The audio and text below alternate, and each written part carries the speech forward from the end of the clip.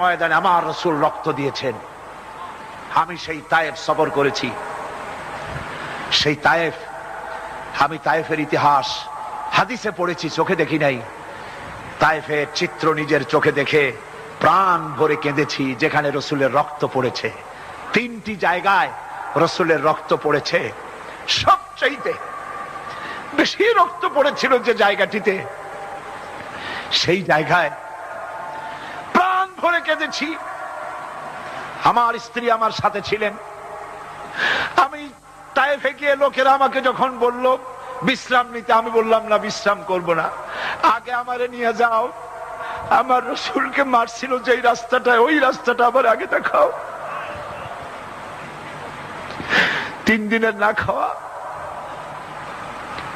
রাস্তার 2 দিকে কাফেরেরা দাঁড়ানো, চতুর্দিক থেকে পাথর মারা শুরু করে দিল। আহারে, এমন সুন্দর চেহারার মানুষ দেখে কেমনে মারল তারা। হুজুর পড়ে গেলেন, ওরা কাফেরেরা এসে জোর করে ধাক্কা মেরে হাঁটালো। আবার হুজুর পড়ে গেলেন, বেহুশ হয়ে পড়লেন। আবার ওরা উঠাইয়া জোর করে আবার হাঁটালো। তৃতীয় শেষ জায়গায় গিয়ে হুজুর বেহুশ হয়ে পড়ে গেলেন। শরীর থেকে সবচাইতে বেশি রক্ত পড়েছে সেখানে। আমি লম্বা সেজদায় পড়ে এত কান্দা কাঁদছি, আহারে আমার নবীজির রক্ত পড়েছে এই মাটিতে। ফেরেশতারা এসে বলছেন, হে রাসূল, আপনার এই অবস্থা থেকে আকাশের ফেরেশতারা কাঁদতে কাঁদতে অস্থির হয়ে গিয়েছে। আপনি আমাদের অনুমতি দেন, এই পাহাড় চাপা দিয়া কাফেরের গোষ্ঠী সাফ করে দেই। আমার নবীজি বললেন, না, আমি তা বলবো না। আমি তো পৃথিবীর মানুষকে প্রতিশোধ দিতে আসি নাই। আমি যদি হুকুম করি আর আমার হুকুম মতো সবগুলি যদি পাথর চাপা দিয়ে মারিয়ে ফেলে দাও, তাহলে আমি কাল কালে পৌঁছাবো লা ইলাহা ইল্লাল্লাহু মুহাম্মাদুর রাসূলুল্লাহ।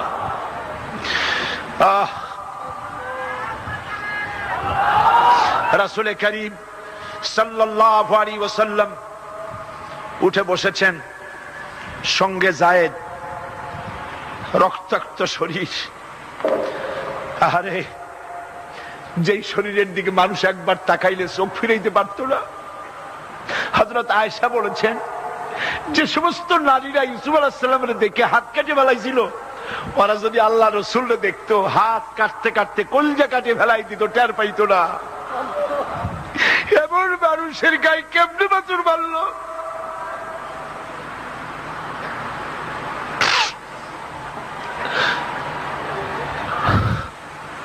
রাসূল করিম সাল্লাল্লাহু আলাইহি ওয়াসাল্লাম বসে আছেন, শরীর থেকে রক্ত ঝরছে।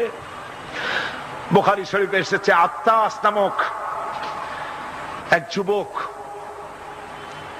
আঙ্গুরের বাগান থেকে 1 গ্লাস আঙ্গুরের শরবত এনে হুজুরের হাতে দিলেন।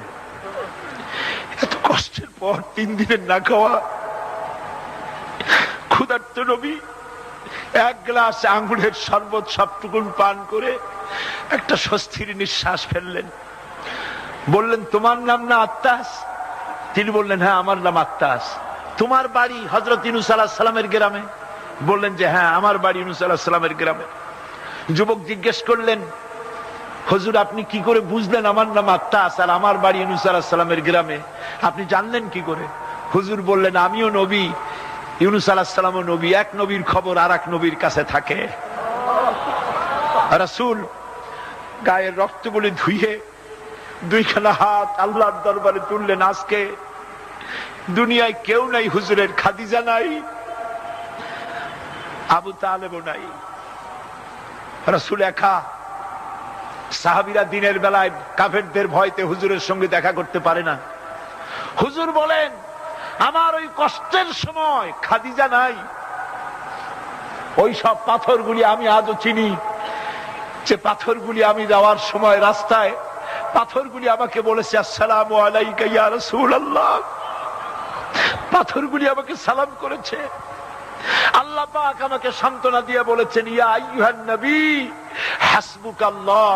ও নবী, কোন চিন্তার কারণ নাই, আমি আল্লাহ তোমার জন্য যথেষ্ট।